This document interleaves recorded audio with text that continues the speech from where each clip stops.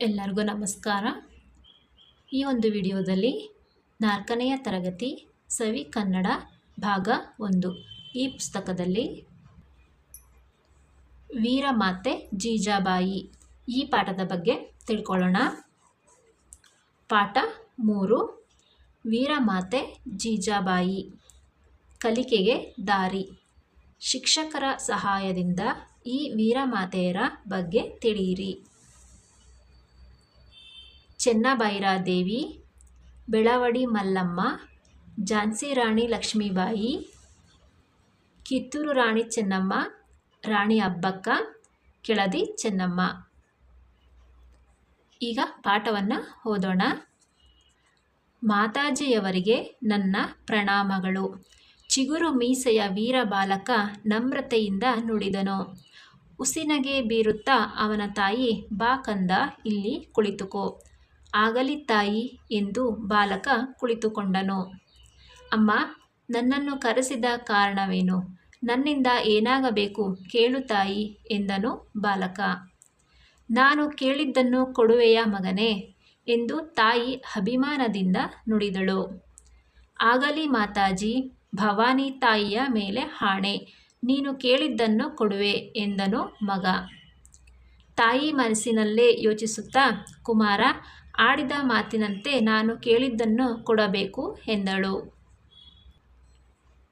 ಕೇಳು ತಾಯಿ, ಅಗತ್ಯವಾಗಿ ನೀಡುತ್ತೇನೆ ಎಂದನು ಮಗ ಸಂತೋಷದಿಂದ. ನಾನು ಧನ್ಯ ಕಂದ, ಈಗ ಹೇಳುವೆನು ಕೇಳು. ಕೊಂಡಾಣ ದುರ್ಗವು ಮೊಘಲರ ವಶದಲ್ಲಿದೆ. ಅದನ್ನು ನೀನು ಗೆದ್ದು ನನಗೆ ಬಹುಮಾನವಾಗಿ ಕೊಡಬೇಕು ಎಂದಳು ಹೆಮ್ಮೆಯಿಂದ ಮಗನನ್ನು ನೋಡುತ್ತಾ ತಾಯಿ. ಈ ರೀತಿ ಸಂಭಾಷಣೆ ನಡೆಸಿದ ತಾಯಿ ಮಗ ಯಾರು ಗೊತ್ತೇ? ಇವರೇ ಭಾರತದ ಇತಿಹಾಸದಲ್ಲಿ ಶಾಶ್ವತ ಸ್ಥಾನ ಪಡೆದಿರುವ ವೀರಮಾತೆ ಜೀಜಾಬಾಯಿ ಹಾಗೂ ಅವಳ ಪುತ್ರ ಮರಾಠ ಸಾಮ್ರಾಜ್ಯದ ಉನ್ನತಿಗೆ ಕಾರಣನಾದ ಛತ್ರಪತಿ ಶಿವಾಜಿ. ಜೀಜಾಬಾಯಿ ಕ್ರಿಸ್ತಶಕ 1594ರಲ್ಲಿ ಲಖೂಜಿ ಜಾಧವ್ರಾವ್ ಅವರ ಮಗಳಾಗಿ ಜನಿಸಿದಳು. ಕ್ರಿಸ್ತಶಕ 1603ರಲ್ಲಿ ಶಹಾಜಿಯನ್ನು ವಿವಾಹವಾದಳು. ಶಹಾಜಿಯು ಬಿಜಾಪುರದ ಆದಿಲ್ ಶಾಹಿಯಲ್ಲಿ ಉದ್ಯೋಗ ಮಾಡುತ್ತಿದ್ದನು. ಕ್ರಿಸ್ತಶಕ 1627ರಲ್ಲಿ ಶಿವನೇರಿ ದುರ್ಗದಲ್ಲಿ ಈ ದಂಪತಿಗಳ ಮಗನಾಗಿ ಶಿವಾಜಿಯು ಜನಿಸಿದನು. ಶಹಾಜಿಯು ಮಗ ಶಿವಾಜಿಯನ್ನು ಗುರುವಾದ ದಾದಾಜಿ ಕೊಂಡದೇವನಲ್ಲಿ ವಿದ್ಯಾಭ್ಯಾಸಕ್ಕಾಗಿ ಕಳುಹಿಸಿದನು. ಗುರು ದಾದಾಜಿ ಕೊಂಡದೇವನು ಶಿವಾಜಿಗೆ ಕತ್ತಿವರಸೆ, ಕುದುರೆ ಸವಾರಿ ಮುಂತಾದ ಯುದ್ಧ ಕಲೆಗಳನ್ನು ಕಲಿಸಿದನು. ಶಹಾಜಿ ಅನಿವಾರ್ಯವಾಗಿ ತನ್ನಿಂದ ದೂರವಾದಾಗ ಜೀಜಾಬಾಯಿ ಬಹಳ ನೊಂದುಕೊಂಡಳು. ಆದರೂ ಎದೆಗುಂದದೆ ಸ್ವತಂತ್ರವಾಗಿ ಬದುಕಲು ಪ್ರಾರಂಭಿಸಿದಳು. ಮಗನನ್ನು ಓರ್ವ ವೀರಯೋಧನನ್ನಾಗಿ ಬೆಳೆಸುವ ಹೊಂಗನಸಿನೊಂದಿಗೆ ಪುಣೆಗೆ ಬಂದು ಅವನೊಂದಿಗೆ ನೆಲೆಸಿದಳು. ಜೀಜಾಬಾಯಿ ಚಾಣಾಕ್ಷ ಹೆಣ್ಣು ಮಗಳು. ಕೇವಲ ಓರ್ವ ಸಾಮಾನ್ಯ ಮಹಿಳೆಯಂತೆ ಬದುಕಿನ ಆಗುಹೋಗುಗಳನ್ನು ನೆನೆದು ದುಃಖಿಸುವ ಹೆಣ್ಣಾಗಿರಲಿಲ್ಲ. ಅಖಂಡ ಭಾರತದಲ್ಲಿ ಮೊಘಲರ ಆಳ್ವಿಕೆಯನ್ನು ಕೊನೆಗೊಳಿಸಲು ಪಣತೊಟ್ಟಳು. ಭಾರತಾದ್ಯಂತ ಮರಾಠ ಸಾಮ್ರಾಜ್ಯದ ವಿಜಯ ಪತಾಕೆಯನ್ನು ಹಾರಿಸಬೇಕು ಎಂದು ತೀರ್ಮಾನಿಸಿದಳು. ಪರಕೀಯರ ಗುಲಾಮಗಿರಿಯಿಂದ ಹೊರಬಂದು ಸ್ವತಂತ್ರವಾಗಿ ಬಾಳಬೇಕು ಎಂದು ನಿರ್ಧರಿಸಿದಳು. ಶಿವಾಜಿಗೆ ಪ್ರತಿನಿತ್ಯ ರಾಮಾಯಣ, ಮಹಾಭಾರತ ಮುಂತಾದ ಪುರಾಣ ಪುಣ್ಯಕಥೆಗಳನ್ನು ಹೇಳುತ್ತಿದ್ದಳು. ನ್ಯಾಯ, ನೀತಿ, ಸ್ತ್ರೀಯರಲ್ಲಿ ಗೌರವ, ಕಷ್ಟ ಸಹಿಷ್ಣುತೆ ಇತ್ಯಾದಿ ಗುಣಗಳನ್ನು ಚಿಕ್ಕಂದಿನಿಂದಲೇ ಮಗನಲ್ಲಿ ಬೆಳೆಸಿದಳು. ಶಿವಾಜಿಗೆ ವೀರಪುರುಷರ ಕಥೆಗಳನ್ನು ಕೇಳುವ, ಸಾಹಸಿ ಕೆಲಸಗಳನ್ನು ಮಾಡುವ ಆದರ್ಶಗಳನ್ನು ಬಾಲ್ಯದಿಂದಲೇ ಬಿತ್ತಿದಳು. ಹೀಗೆ ಜೀಜಾಬಾಯಿ ಮಗನಲ್ಲಿ ಧೈರ್ಯ, ಸ್ವಾಭಿಮಾನ, ಸಾಹಸ, ಸೇವೆ, ತ್ಯಾಗ ಮುಂತಾದ ಮೌಲ್ಯಗಳನ್ನು ಬಾಲ್ಯದಲ್ಲಿಯೇ ತುಂಬಿದಳು. ಅವನನ್ನು ಉತ್ತಮ ದೇಶಭಕ್ತನನ್ನಾಗಿ ಬೆಳೆಸಿದಳು. ಅಖಂಡ ಮರಾಠ ಸಾಮ್ರಾಜ್ಯದ ಉನ್ನತಿಗೆ ದಾರಿದೀಪವಾದಳು. ಮುಂದೆ ಶಿವಾಜಿಯು ಪ್ರಬಲ ಮೊಘಲ ಸಾಮ್ರಾಟ ಔರಂಗಜೇಬನ ವಿರುದ್ಧ ಹೋರಾಡಿ ಜಯಗಳಿಸಿದನು. ಜೀಜಾಬಾಯಿ ಮಗನ ವಿಜಯೋತ್ಸವಕ್ಕೆ ಬಹಳ ಸಂತೋಷಪಟ್ಟಳು. ರಾಯಗಢದಲ್ಲಿ ಶಿವಾಜಿಯ ಪಟ್ಟಾಭಿಷೇಕವು ಅತ್ಯಂತ ವೈಭವದಿಂದ ನಡೆಯಿತು. ಸ್ವಾಮಿ ರಾಮದಾಸರು ಬಂದು ತಮ್ಮ ಹಸ್ತದಿಂದ ಶಿವಾಜಿಗೆ ಮುಕುಟಧಾರಣೆ ಮಾಡಿದರು. ಜೀಜಾಬಾಯಿ ಶಿವಾಜಿಯು ಬಾಲ್ಯದಲ್ಲಿದ್ದಾಗ ತಾನು ಕಂಡ ಕನಸು ನನಸಾಯಿತು ಎಂದು ಖುಷಿಪಟ್ಟು ಶಿವಾಜಿಯನ್ನು ಆಶೀರ್ವದಿಸಿದಳು. ಅಂದು ಅವಳು ಸಹ ರಾಜಮಾತೆ ಎನಿಸಿಕೊಂಡಳು. ಈ ಸಂತೋಷದ ದಿನಗಳು ಅನುಭವಿಸಲು ಹೆಚ್ಚು ಅವಕಾಶ ಜೀಜಾಬಾಯಿಗೆ ಲಭಿಸಲಿಲ್ಲ.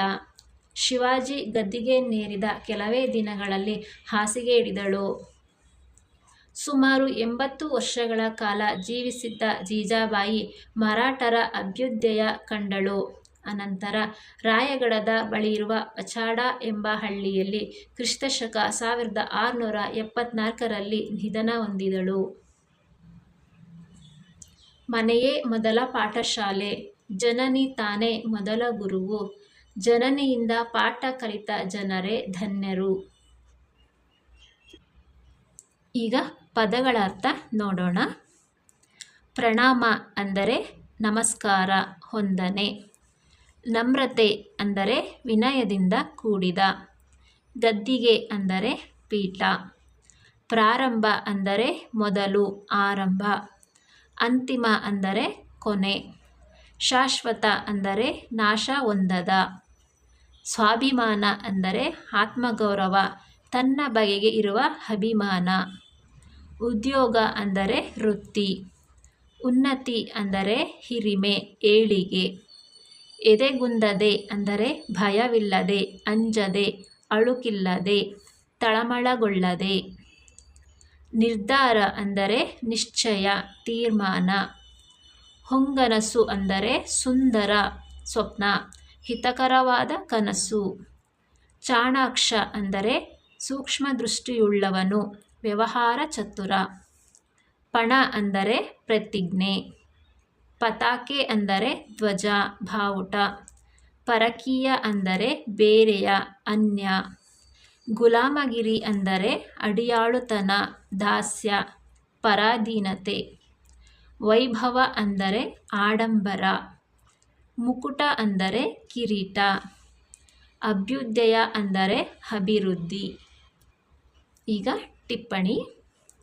ವಿಜಯೋತ್ಸವ ಅಂದರೆ ಗೆಲುವು ಸಿಕ್ಕಾಗ ಆಚರಿಸುವ ಸಂತೋಷ ಸಮಾರಂಭ. ಸಾಮ್ರಾಜ್ಯ ಅಂದರೆ ಸಾರ್ವಭೌಮ ಅಧಿಕಾರವುಳ್ಳ ರಾಷ್ಟ್ರ, ಚಕ್ರಾಧಿಪತ್ಯ. ಪಟ್ಟಾಭಿಷೇಕ ಅಂದರೆ ರಾಜನಾಗುವವನಿಗೆ ವಿದ್ಯುಕ್ತವಾಗಿ ಪವಿತ್ರ ಜಲಗಳಿಂದ ಅಭಿಷೇಕ ಮಾಡುವಿಕೆ, ಪಟ್ಟ ಕಟ್ಟುವಿಕೆ. ನಂತರ ಅಭ್ಯಾಸ. ಅ. ಒಂದೊಂದು ವಾಕ್ಯದಲ್ಲಿ ಉತ್ತರ ಬರೆಯಿರಿ. ಪ್ರಶ್ನೆ 1. ತಾಯಿಗೆ ಮಗನನ್ನು ಏನೆಂದು ಕೇಳಿದನು? ಉತ್ತರ. ತಾಯಿಗೆ ಮಗನು, ಅಮ್ಮ, ನನ್ನನ್ನು ಕರೆಸಿದ ಕಾರಣವೇನು? ನನ್ನಿಂದ ಏನಾಗಬೇಕು ಎಂದು ಕೇಳಿದನು. ಪ್ರಶ್ನೆ 2. ಕೊಂಡಾಣದುರ್ಗವು ಯಾರ ವಶದಲ್ಲಿತ್ತು? ಉತ್ತರ. ಕೊಂಡಾಣದುರ್ಗವು ಮೊಘಲರ ವಶದಲ್ಲಿತ್ತು. ಪ್ರಶ್ನೆ 3. ಜೀಜಾಬಾಯಿಯ ತಂದೆಯ ಹೆಸರೇನು? ಉತ್ತರ. ಜೀಜಾಬಾಯಿಯ ತಂದೆಯ ಹೆಸರು ಲಖುಜಿ ಜಾಧವ್ ರಾವ್. ಪ್ರಶ್ನೆ 4. ಶಿವಾಜಿಯ ಗುರುವಿನ ಹೆಸರೇನು? ಉತ್ತರ. ಶಿವಾಜಿಯ ಗುರುವಿನ ಹೆಸರು ದಾದಾಜಿ ಕೊಂಡದೇವ. ನಂತರ ಆ. ಕೊಟ್ಟಿರುವ ಪದಗಳಲ್ಲಿ ಸರಿಯಾದ ಪದ ಆರಿಸಿ ಬಿಟ್ಟ ಸ್ಥಳದಲ್ಲಿ ಬರೆಯಿರಿ. 1. ಛತ್ರಪತಿ ಶಿವಾಜಿ ತಾಯಿಯ ಹೆಸರು ಡ್ಯಾಶ್, ಜೀಜಾಬಾಯಿ. ಛತ್ರಪತಿ ಶಿವಾಜಿ ತಾಯಿಯ ಹೆಸರು ಜೀಜಾಬಾಯಿ. 2. ಜೀಜಾಬಾಯಿ ಡ್ಯಾಶ್ ಎಂಬುವವನನ್ನು ವಿವಾಹವಾದಳು, ಶಹಾಜಿ. ಜೀಜಾಬಾಯಿ ಶಹಾಜಿ ಎಂಬುವವನನ್ನು ವಿವಾಹವಾದಳು. 3. ಜೀಜಾಬಾಯಿ ಶಿವಾಜಿಗೆ ಪ್ರತಿನಿತ್ಯ ಡ್ಯಾಶ್ ಮತ್ತು ಡ್ಯಾಶ್ ಕಥೆಗಳನ್ನು ಹೇಳುತ್ತಿದ್ದಳು, ರಾಮಾಯಣ ಮತ್ತು ಮಹಾಭಾರತ.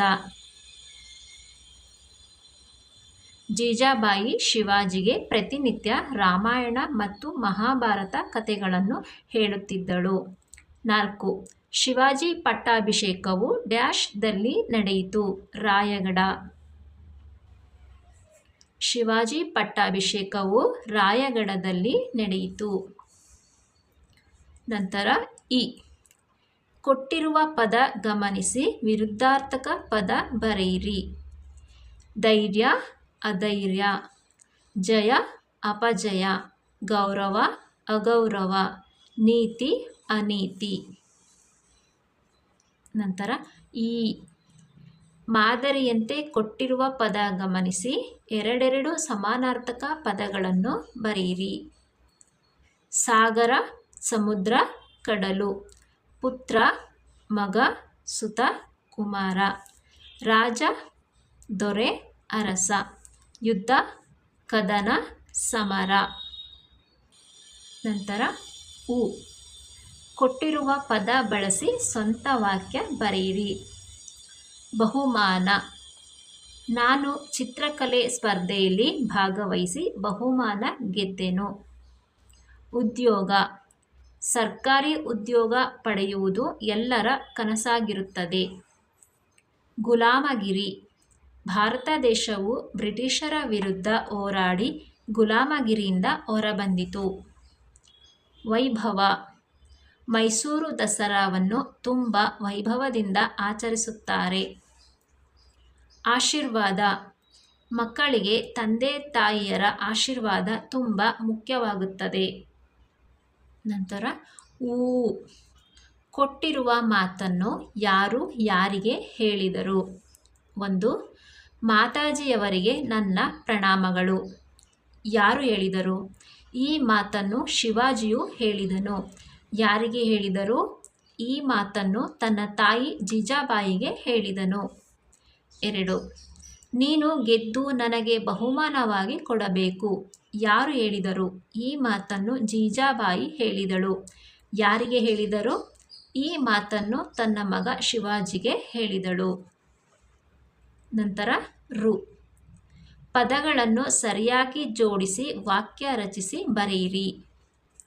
1. ತಾಯಿ ನೀಡುತ್ತೇನೆ ಕೇಳು ಅಗತ್ಯವಾಗಿ. ಉತ್ತರ: ಕೇಳು ತಾಯಿ, ಅಗತ್ಯವಾಗಿ ನೀಡುತ್ತೇನೆ. 2. ಚಾಣಾಕ್ಷ ಜೀಜಾಬಾಯಿ ಹೆಣ್ಣು ಮಗಳು. ಉತ್ತರ: ಜೀಜಾಬಾಯಿ ಚಾಣಾಕ್ಷ ಹೆಣ್ಣು ಮಗಳು. 3. ಪಟ್ಟಾಭಿಷೇಕವು ಅತಿ ಶಿವಾಜಿಯ ನಡೆಯಿತು ವೈಭವದಿಂದ. ಉತ್ತರ: ಶಿವಾಜಿಯ ಪಟ್ಟಾಭಿಷೇಕವು ಅತಿ ವೈಭವದಿಂದ ನಡೆಯಿತು. ನಂತರ ಭಾಷಾ ಚಟುವಟಿಕೆ. ಅ. ಮಾದರಿಯಲ್ಲಿ ಸೂಚಿಸಿರುವಂತೆ ಸೂಕ್ತ ಪದ ರಚಿಸಿ ಬರೆಯಿರಿ. 1 ಮಾದರಿ. ಬರು ಪ್ಲಸ್ ಅಂತೆ ಬರುವಂತೆ, ಹೋಗು ಪ್ಲಸ್ ಅಂತೆ ಹೋಗುವಂತೆ, ನೋಡು ಪ್ಲಸ್ ಅಂತೆ ನೋಡುವಂತೆ, ಮಗು ಪ್ಲಸ್ ಅಂತೆ ಮಗುವಂತೆ.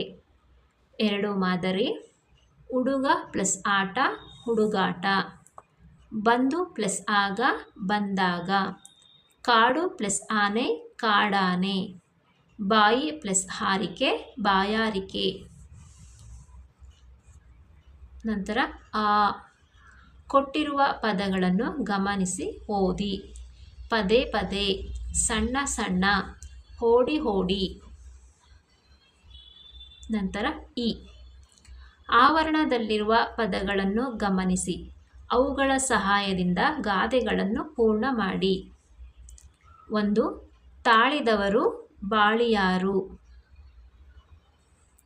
2. ಕೈ ಕೆಸರಾದರೆ ಬಾಯಿ ಮೊಸರು. 3. ಮಾತು ಬೆಳ್ಳಿ ಮೌನ ಬಂಗಾರ. 4. ಮನೆಗೆ ಮಾರಿ ಪರರಿಗೆ ಉಪಕಾರಿ. ಈಗ ಬಳಕೆ ಚಟುವಟಿಕೆ. 1. ನೀನು ಜೀಜಾಬಾಯಿಯ ಯಾವ ಗುಣವನ್ನು ಇಷ್ಟಪಡುವೆ, ಏಕೆ? ಶಿವಾಜಿಗೆ ಪ್ರತಿನಿತ್ಯ ರಾಮಾಯಣ ಮಹಾಭಾರತ ಮುಂತಾದ ಪುರಾಣ ಕಥೆಗಳನ್ನು ಹೇಳುತ್ತಿದ್ದಳು. ನ್ಯಾಯ ನೀತಿ, ಸ್ತ್ರೀಯರಲ್ಲಿ ಗೌರವ, ಕಷ್ಟ ಸಹಿಷ್ಣುತೆ ಇತ್ಯಾದಿ ಗುಣಗಳನ್ನು ಚಿಕ್ಕಂದಿನಿಂದಲೇ ಮಗನಲ್ಲಿ ಬೆಳೆಸಿದಳು. ಇಂತಹ ಗುಣವನ್ನು ನಾನು ಇಷ್ಟಪಡುವೆ. 2. ನಿನಗೆ ಗೊತ್ತಿರುವ ವೀರ ಮಹಿಳೆಯರ ಹೆಸರುಗಳನ್ನು ಸಂಗ್ರಹಿಸಿ ಪಟ್ಟಿ ಮಾಡಿ. ರಾಣಿ ಅಬ್ಬಕ್ಕ, ಕಿತ್ತೂರು ರಾಣಿ ಚೆನ್ನಮ್ಮ, ರಾಣಿ ಲಕ್ಷ್ಮೀಬಾಯಿ, ಕೆಳದಿ ಚೆನ್ನಮ್ಮ, ಒನಕೆ ಓಬವ್ವ, ಬೆಳವಡಿ ಮಲ್ಲಮ್ಮ, ಚೆನ್ನಭೈರಾದೇವಿ ಮುಂತಾದವರು. 3. ನಿನ್ನ ಮತ್ತು ತಾಯಿಯ ನಡುವೆ ಬೆಳಗ್ಗೆ ಶಾಲೆಗೆ ಹೊರಡುವ ಸಮಯದಲ್ಲಿ ನಡೆಯುವ ಸಂಭಾಷಣೆಯನ್ನು ಊಹಿಸಿ ಬರೆದು ಸೂಕ್ತ ಲೇಖನ ಚಿಹ್ನೆಗಳನ್ನು ಹಾಕು. ಮಗ ಅಥವಾ ಮಗಳು: ಅಮ್ಮ, ಇಂದು ಶನಿವಾರ, ಬೇಗನೆ ಶಾಲೆಗೆ ಹೊರಡಲು ಸಿದ್ಧನಾಗಬೇಕು. ಈಗ ನಾನು ಮೊದಲು ಸ್ನಾನಕ್ಕೆ ಹೋಗುವೆನು.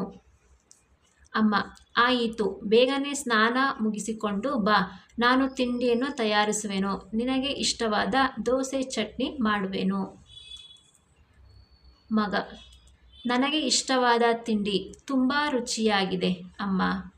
ಪ್ರತಿದಿನ ಹೀಗೆ ಅಡುಗೆ ಮಾಡುತ್ತೀಯಲ್ಲ, ನಿನಗೆ ಧನ್ಯವಾದಗಳು.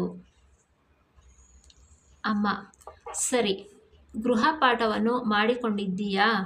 ಬುಕ್ ಮತ್ತು ನೋಟ್ಬುಕ್, ಸ್ಟೇಷನರಿ ವಸ್ತುಗಳನ್ನು ನೀಟಾಗಿ ಬ್ಯಾಗ್ನಲ್ಲಿ ಇಟ್ಟುಕೊಂಡಿದ್ದೀಯಾ?